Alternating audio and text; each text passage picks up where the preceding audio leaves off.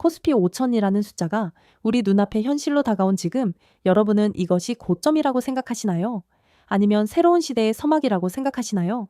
사실 대다수의 개인 투자자들은 지수가 오를 때마다 불안함에 손을 떨며 수익 실현을 고민하지만 진짜 부자들은 이제야 비로소 한국 증시의 상단이 열렸다는 사실에 주목하며 조용히 다음 단계를 준비하고 있습니다.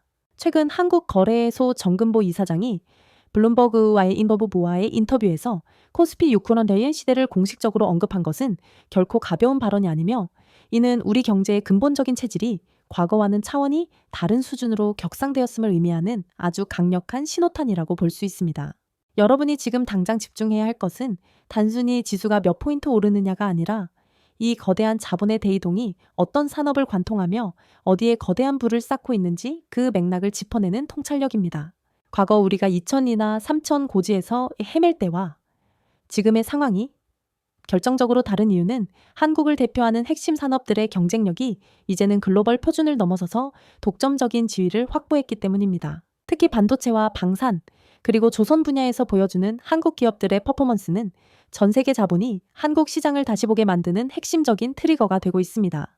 하지만 냉정하게 말해서 지수가 1000포인트 더 올라가는 과정에서 모든 주식이 여러분의 계좌를 불려주지는 않을 것이며 철저하게 소수의 주도주들만이 그 과실을 독차지하는 압축 장세가 펼쳐질 가능성이 매우 높습니다. 실제로 지수가 4천에서 8천으로 올라오는 그 치열한 구간에서도 시장을 실질적으로 견인한 종목은 손에 꼽을 정도였으며 나머지 대다수의 종목은 오히려 소외되는 현상이 발생했습니다. 그렇기 때문에 6000벤이라는 전대미문의 숫자를 향해 가는 이 골든타임에 여러분이 어떤 패를 쥐고 있느냐에 따라 향후 10년의 자산 격차가 결정될 것입니다. 지수가 오르는 근본적인 에너지는 결국 기업들이 벌어들이는 돈의 양에 비례하는데 지금 한국 기업들의 이익 체력은 사상 최대치를 경신하며 코스피 6,9천을 뒷받침할 준비를 마쳤습니다. 구체적인 수치를 살펴보면 삼성전자와 SK하이닉스라는 두 거인이 코스피 전체 시가총액에서 차지하는 비중이 무려 33%에 육박하고 있다는 점에 우리는 주목해야 합니다. 이 말은 곧 나머지 800개가 넘는 종목들이 제자리 걸음을 하더라도 이 두 기업이 실적을 바탕으로 전진하기 시작하면 지수 6천은 너무나도 쉽게 달성될 수 있는 목표라는 뜻입니다. 특히 전 세계를 뒤흔들고 있는 AI 혁명의 중심에 우리 반도체가 있다는 사실은 아무리 강조해도 지나치지 않은데 생성형 AI의 확산으로 인해 데이터 센터 수요가 폭발하면서 고대 역폭 메모리인 HBM의 가치는 천정부지로 치솟고 있습니다. 과거의 메모리 반도체가 단순기 데이터를 저장하는 창고였다면 지금의 HBM은 복잡한 AI 연산을 실시간으로 처리하는 핵심적인 신경망 역할을 수행하고 있습니다. 마치 좁은 2차선 도로에 수만 대의 슈퍼카가 몰려드는 상황에서 한국 기업들이 광활한 10차선 고속도로를 깔아주는 격이라고 이해하시면 아주 정확합니다.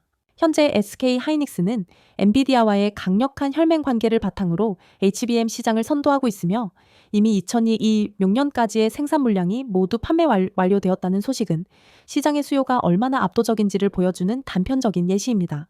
공급이 수요를 전혀 따라가지 못하는 쇼티지 현상이 지속되면서 가격 결정권이 완전히 우리 기업들에게 넘어왔고 이는 곧 기록적인 영업이익률로 직결되고 있습니다. 주요 금융기관들이 내놓은 리포트를 보면 삼성전자의 2026년 영업이익 전망치는 93.6조 원에 달하며 SK하이닉스는 무려 99조 원에 육박하는 이익을 낼 것으로 기대되고 있습니다.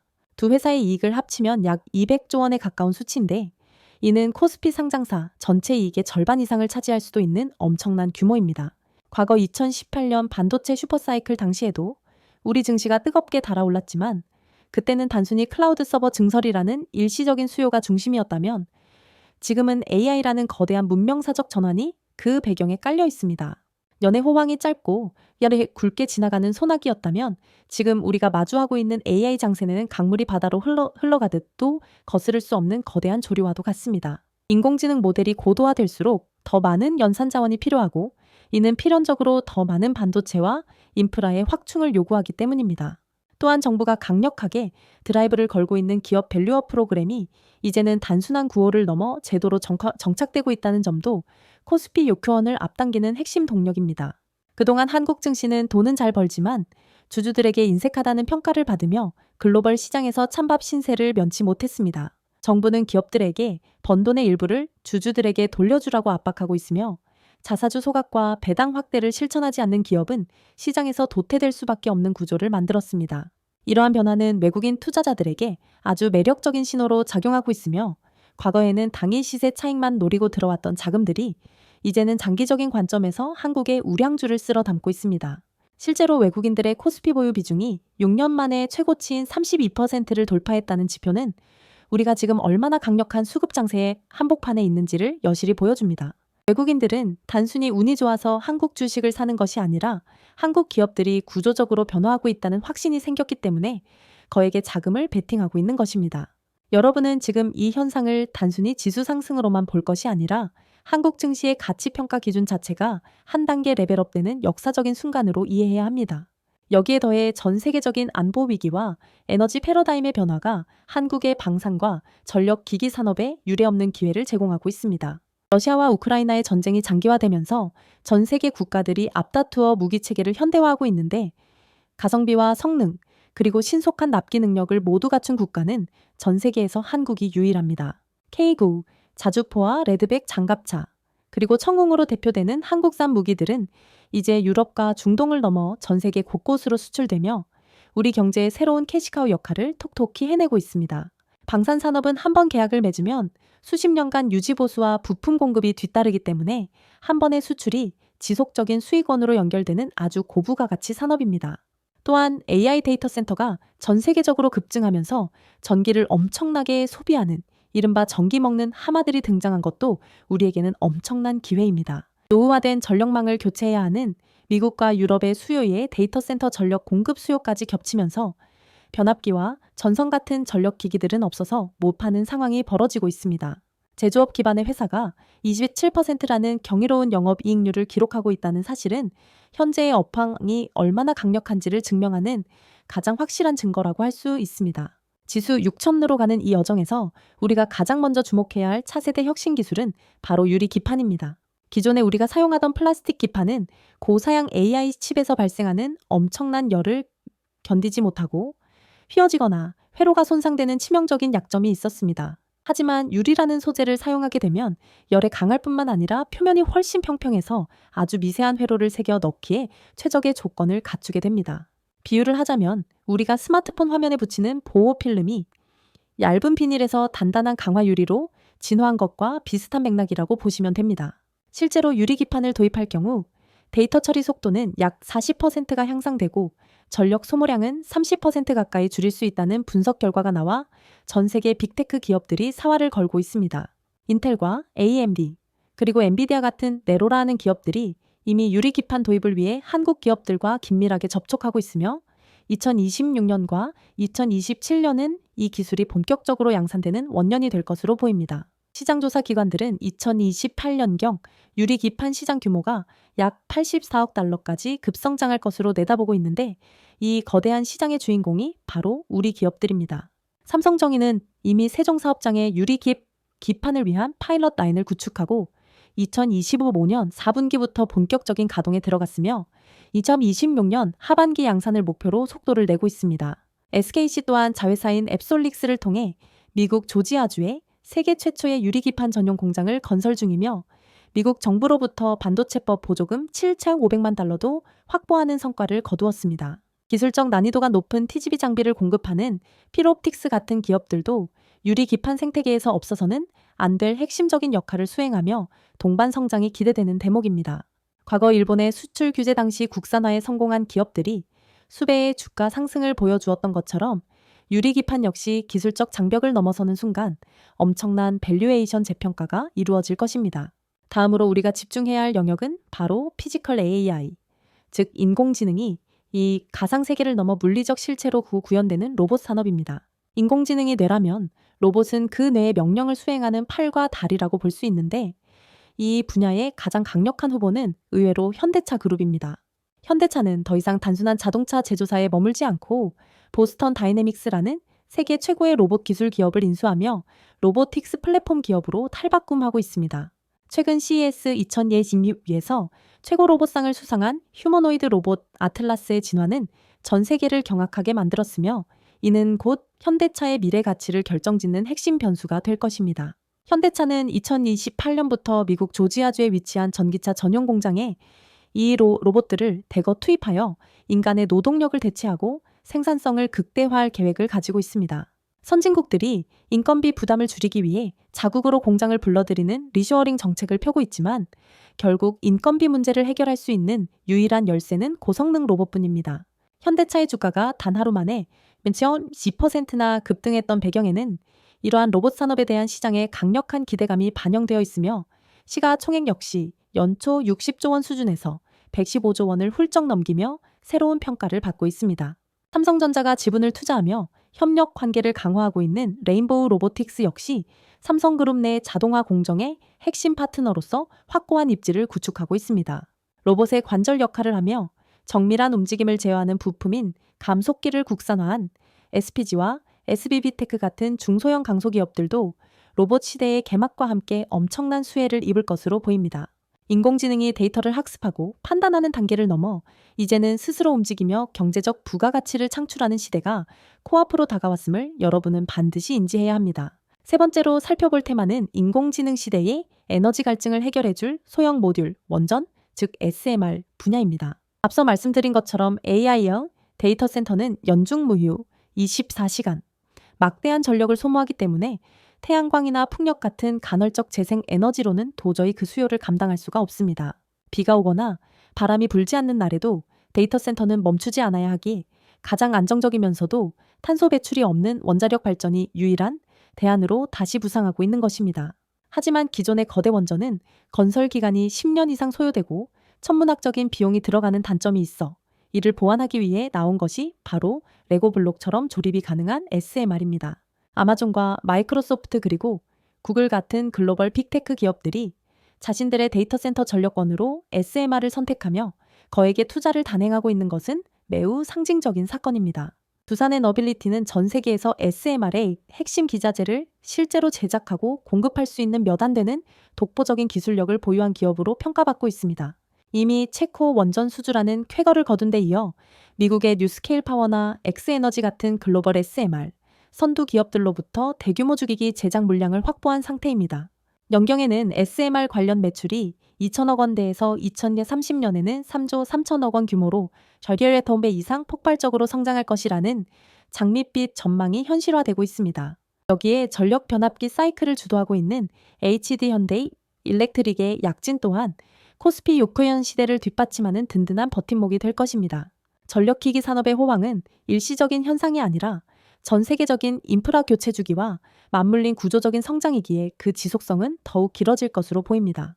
이제 다음으로 우리가 주목해야 할 분야는 바로 바이오 업계의 정밀 유도 미사일이라 불리는 ADC, 즉 항체 약물 접합체 시장과 바이오 팩토리 전략입니다. 바이오 업계의 정밀 유도 미사일이라 불리는 ADC, 즉 항체 약물 접합체 시장은 기존 항암제가 가진 치명적인 한계를 극복하며 새로운 표준으로 급부상하고 있습니다. 하지만 ADC 기술은 항체가 마치 내비게이션처럼 암세포만을 정확하게 찾아가서 달라붙고 그 위에 실린 강력한 약물이 암세포 내부에서만 터지게 설계되어 있어 치료 효율을 극대화하면서도 부작용은 획기적으로 줄였습니다. 이러한 혁신적인 메커니즘 덕분에 글로벌 빅파마들은 앞다투어 ADC 파이프라인을 확보하기 위해 조 단위의 자금을 쏟아붓고 있으며 이는 자연스럽게 고도의 공정 기술을 갖춘 생산 기지에 대한 수요로 이어지고 있습니다.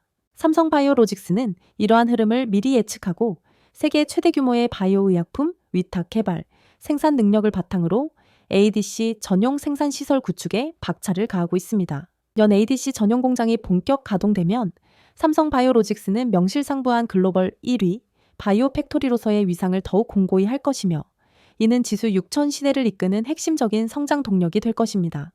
회사는 2032년까지 총 132만 리터의 생산 능력을 확보할 계획을 가지고 있는데 이는 전 세계 수요의 상당 부분을 감당할 수 있는 압도적인 규모라고 할 수 있습니다. ADC 시장 규모가 2028년까지 약 미번 80억 달러 수준으로 커질 것으로 전망되는 상황에서 삼성바이오로직스의 선제적인 투자는 시장의 파이를 독식하겠다는 강력한 의지의 표현이기도 합니다. 또한 바이오 분야에서 빼놓을 수 없는 핵심 종목인 알터젠 역시 정맥주사 제형을 피하주사, 제형으로 바꾸는 인간 히알루로니다제 기술을 통해 글로벌 제약사들과 조 단위의 로열티 계약을 맺으며 그 가치를 증명하고 있습니다. 환자들이 병원에서 오랜 시간 주사를 맞아야 하는 번거로움을 단 몇 분 만에 끝낼 수 있는 기술로 바꾼 것인데, 이는 환자의 편의성을 넘어 병원의 회전율까지 높여주는 경제적 효과를 창출합니다. 머크와 같은 글로벌 기업들이 알터젠의 기술을 선택한 이유는 단순히 기술력이 좋아서가 아니라 이 기술이 없으면 시장 경쟁에서 뒤처질 수밖에 없는 필수적인 요소가 되었기 때문입니다. 이제 시선을 하늘로 돌려보면 한화에어로스페이스를 필두로 한 뉴스페이스와 방산산업의 결합이 우리 증시의 새로운 지평을 열고 있음을 알 수 있습니다. 한화에어로스페이스는 2030년까지 매출 20조 원 달성이라는 구체적인 목표를 제시하며 단순한 무기 제조사를 넘어 우주 산업의 리더로 도약하고 있습니다. 폴란드에 수출한 K9 자주포와 호주에 공급하는 레드백 장갑차에서 발생하는 막대한 현금 흐름은 우주 발사체 기술 개발을 위한 든든한 실탄이 되어주고 있습니다. 누리호 발사 성공을 통해 입증된 발사체 기술은 향후 민간 상업 발사 시장 진입을 위한 핵심 자산이 될 것이며, 이는 대한민국이 우주 강국으로 가는 길목에서 가장 큰 수혜를 입을 분야입니다. LIG넥스1 또한 현대전의 핵심이라 불리는 전자전 체계 개발 사업에서 1.9조 원 규모의 수주를 따내며 기술력을 과시하고 있는데, 이는 전쟁의 양상이 물리적 타격을 넘어 전자기적 무력화로 진화하고 있음을 시사합니다. 레이더를 교란하고 통신을 차단하는 전자전 기술은 국가 안보의 핵심이며, 이러한 기술을 보유한 기업의 가치는 지정학적 위기가 고조될수록 더욱 빛을 발하게 마련입니다. 코스피 6개연으로 가는 길목에서 여러분이 반드시 견지해야 할 투자 원칙은 지금의 장세가 과거의 유동성 장세와는 근본적으로 다른 실적 장세라는 점을 명확히 인식하는 것입니다. 유동성 장세는 금리가 낮아지고 시중에 돈이 풀리면서 막연한 기대감만으로 주가가 오르는 시기지만, 실적 장세는 실제로 기업이 돈을 얼마나 벌어오느냐에 따라 주가가 결정되는 아주 정직한 시장입니다. 지금 우리가 목격하고 있는 삼성전자나 하이닉스, 그리고 방산과 전력 기기 업체들의 실적은 결코 거품이 아니며 전 세계가 요구하는 필수적인 재화를 공급하며 얻어낸 값진 결과물입니다. 따라서 꿈만 파는 실체가 없는 성장주에 매몰되기보다는 숫자로 증명되고 시가총액 상단을 차지하고 있는 대형 주도주들에 집중하는 전략이 무엇보다 유효합니다. 외국인 투자자들의 수급 동향을 살펴보면 그들이 왜 한국 시장을 적극적으로 사들이고 있는지 더 명확해지는데, 외국인 보유 비중이 32%를 넘겼다는 것은 그들이 한국의 펀더멘털을 신뢰하기 시작했다는 강력한 증거입니다. 연기금 또한 과거의 소극적인 태도에서 벗어나 국내 증시의 밸류업을 위해 스탠스를 조정하고 있으며, 이는 시장의 하방을 지지해주는 든든한 버팀목 역할을 하고 있습니다. 섹터별로 다시 한번 점검해 보자면, 반도체는 HBM의 신규 계약 소식과 디램 가격의 추이를 가장 민감하게 체크해야 하며, 로봇 섹터는 현대차의 아틀라스 투입 일정과 같은 구체적인 상용화 뉴스에 주목해야 합니다. 에너지 분야에서는 SMR의 실제 착공 소식이나 대규모 전력 기기 추가 수주 동향이 주가를 움직이는 트리거가 될 것이며, 바이오는 ADC 파이프라인의 임상 결과와 기술 수출 소식을 기다려야 합니다. 방산산업은 폴란드나 루마니아 등 해외 국가들과의 2차, 3차 추가 계약이 성사되는지가 향후 성장성을 가늠하는 잣대가 될 것입니다. 하지만 산이 높으면 골도 깊듯이 코스피 6천을 향한 장밋빛 전망 뒤에 숨겨진 리스크 요소들도 우리는 냉정하게 짚고 넘어가야만 합니다. 가장 먼저 우려되는 부분은 AI 산업에 대한 과도한 기대감이 불러올 수 있는 일시적인 버블 붕괴 가능성인데, 만약 AI 투자가 기업들에게 실질적인 수익 모델을 안겨주지 못한다면 반도체 수요가 급감하며 시장에 큰 충격을 줄 수 있습니다. 년 닷컴 버블 당시에도 인터넷이 세상을 바꿀 것이라는 믿음은 옳았지만, 그 과정에서 수많은 기업이 사라지고 주가가 폭락했던 아픈 기억을 우리는 잊지 말아야 합니다. 또한 미중 갈등이나 대만 해협의 긴장 같은 지정학적 리스크는 언제든 외국인 자금을 한순간에 빠져나가게 만들 수 있는 시한폭탄과도 같습니다. 우리 정부가 추진하는 밸류업 정책이 만약 정치적 논리에 휘둘려 후퇴하거나 일관성을 잃게 된다면 시장에 실망 매물이 쏟아지며 지수의 발목을 잡을 가능성도 배제할 수 없습니다. 마지막으로 나만이 상승장에서 소외되는 것 아니냐는 공포인 포모 현상에 휩쓸려 묻지마 투자를 감행하는 것도 개인 투자자들이 가장 경계해야 할 태도입니다. 결국 코스피 6천으로 가는 구간의 핵심 키워드는 인공지능의 물리적 구현과 우리 산업의 주권 확보라는 두 가지 축으로 요약될 수 있습니다. 유리기판의 삼성전기와 SKC, 그리고 로봇의 현대차와 레인보우 로보틱스 에너지의 두산에너빌리티와 HD 현대인 일렉트릭은 그 중심에 서 있습니다. 또한 바이오의 삼성 바이오로직스와 알터젠, 그리고 방산의 한화 에어로스페이스와 LIG넥스원은 한국 경제의 새로운 영토를 확장하는 선봉장 역할을 할 것입니다. 돈의 흐름은 정직하며 그 흐름이 어디로 향하는지 이해하는 사람에게만 시장은 거대한 기회의 문을 열어줄 것입니다. 여러분이 지금의 환희에만 취해 있으면 안 되는 이유가 바로 여기에 있습니다. 시장은 언제나 가장 뜨거울 때 차가운 뒤통수를 치기 마련이며 우리가 코스피 6고천이라는 유토피아를 꿈꾸고 있을 때 누군가는 이미 탈출 전략을 짜고 있을지도 모릅니다. 연 닷컴버블 당시에도 인터넷이 세상을 바꿀 것이라는 믿음은 틀리지 않았지만 수익 모델이 없는 기업들은 결국 역사의 뒤항일로 사라졌다는 점을 기억하십시오. 지금의 AI 장세도 마찬가지이며 단순히 AI를 한다는 이름표만 달고 있는 기업이 아니라 실제로 영업이익이 찍히고 현금 흐름이 창출되는 기업만이 6천여인 시대의 끝까지 살아남을 것입니다. 지정학적 리스크 또한 우리 증시의 고질적인 약점인데 대만 해협의 긴장이 고조되거나 미중 갈등이 극단으로 치닫게 되면 외국인 자금은 한국을 포함한 아시아 시장에서 가장 먼저 빠져나갈 가능성이 큽니다. 원대를 넘나드는 원달러 환율이 안정되지 못하고 고착화될 경우 수입 물가 상승으로 인한 기업들의 비용 부담은 수익성을 악화시키는 원인이 됩니다. 또한 정부의 밸류업 프로그램이 일시적인 정책 이벤트로 끝나지 않고 지속적으로 법적 강제성을 가질 수 있느냐도 관건입니다. 만약 정치적 지형 변화로 인해 기업들을 압박하던 정책들이 동력을 잃게 된다면 그동안 밸류업 기대감으로 유입되었던 외국인 자금은 실망 매물로 변해 시장을 강타할 것입니다.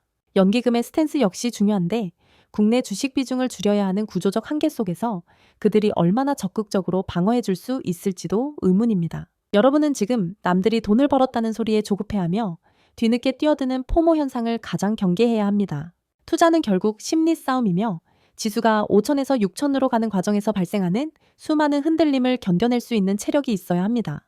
그때마다 흔들리지 않으려면 여러분 스스로가 이 산업의 미래에 대해 확신을 가질 수 있을 만큼 공부가 되어 있어야 합니다. 삼성전자가 10만 원을 넘보고 하이닉스가 30만 원을 향해 갈 때 시장은 온갖 장밋빛 전망으로 도배되겠지만 그때가 오히려 비중을 조절해야 할 시점일 수도 있습니다.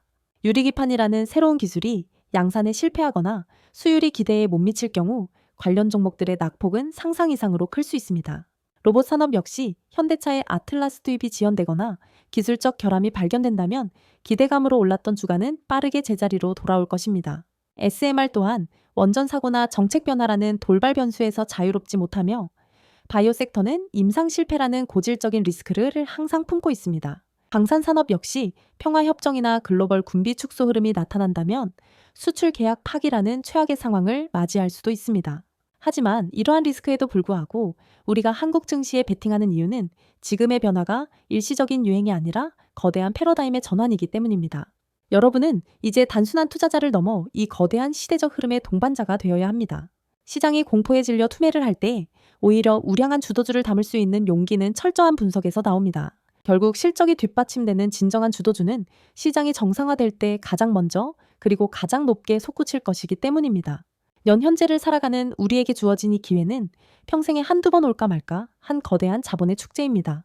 고정관념에 사로잡혀 AI는 거품이라거나 한국 주식은 안 된다는 비관론에 빠져 있으면 절대로 부의 사다리를 올라탈 수 없습니다. 여러분의 자산이 코스피 지수와 함께 우상향하며 6천 시대의 진정한 승자가 되기를 진심으로 바랍니다. 오늘 우리가 함께 분석한 주도주들이 여러분의 인생을 바꿀 강력한 무기가 되어줄 것이라 확신합니다. 지수가 흔들릴 때마다 이 대본의 내용을 복기하며 산업의 방향성을 다시 한번 확인해 보시기 바랍니다.